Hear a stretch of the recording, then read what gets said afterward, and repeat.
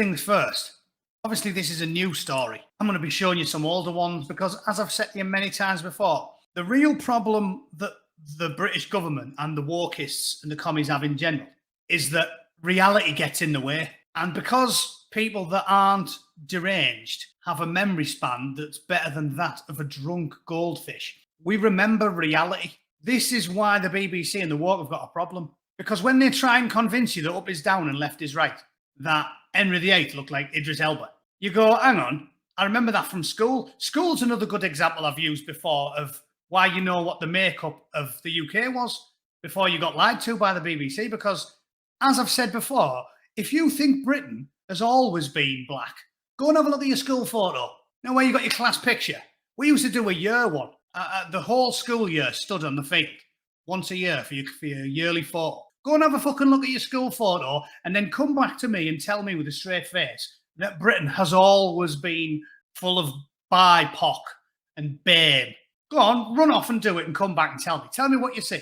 Because if you've got a fucking school photo took between about 1950 and I was going to say 1999, but fucking even then, it wasn't that diverse in Britain. 2001, 2002, the UK was as homogenous as Japan in 1950. So they can tell you as many times as they want. They can burn all the books. They can fucking rewrite the history books. They can bulldoze the libraries and they can make the TV programs. We've all got our fucking school photographs and we've all got memories. Thanks, communist. So let's get on to this spousal visa issue. Couples kept in separate countries by a visa backlog say the Home Office has failed to tell them how long delays might be. Why would the Home Office want to have a delay? Well, I'll fucking show you why they should have a delay. Neither of them born in the UK. It says Dion's mother was British and he was granted British citizenship 3 years ago.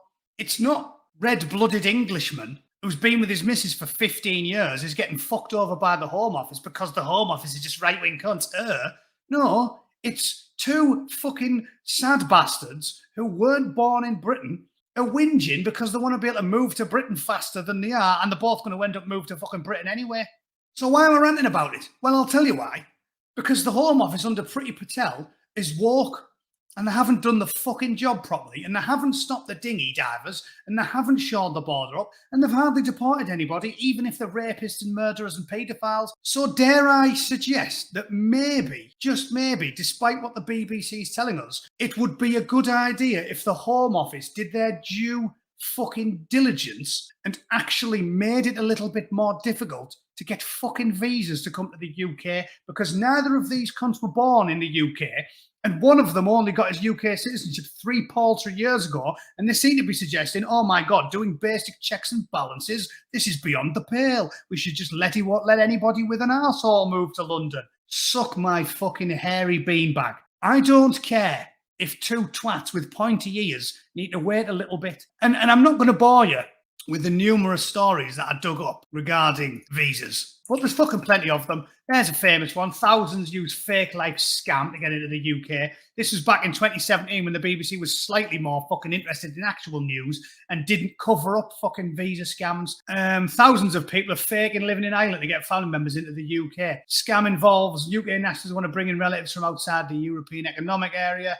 Multi-million-pound fraud. And dead women and kids and tortured fucking children and fucking dead babies and grooming gangs, I would suggest, should have more precedence than, oh, we've got pointy ears and I might not see my wife for 3 weeks, even though neither of us were born in the UK. Nobody fucking cares. And here's another good one. Comic book genius Alan Moore donates 10 grand to help a couple embroiled in an immigration row. Just so you can see what I'm talking about here. There's Graham Cousins with his wife. Now, I don't want to sound cynical. I don't want to sound like I'm pouring scorn on true love, destiny, right? But I would suggest that when you're a baggy-faced, balding pensioner who looks like fucking death warmed up and you're fucking a 25-year-old from a third world country, I would suggest it's acceptable for the government to be a little bit sceptical of your claims to be hopelessly in love.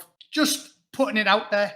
What do you think? Anyone, again, Bootneck's being rational as always. Anyone think I'm being out of order there? He's having a pop at David Cameron there. Still together, Dave. What's the next stunt you're going to pull on us? Fucking Emperor Palpatine. Yeah, he does, doesn't he?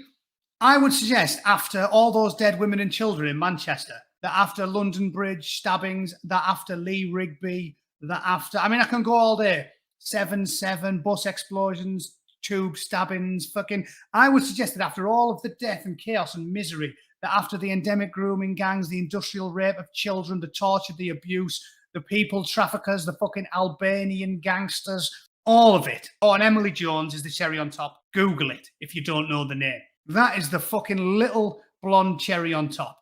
I would suggest after all that death and misery and suffering, the Home Office doing their due fucking diligence for a change and actually aggressively vetting, I would suggest that that is not just a good idea, it is moral, it is just, and it is noble, because women and children deserve to be protected by the state. Nay, it is the only real job of the state is to protect the people. Cheers. I'll see you all tomorrow.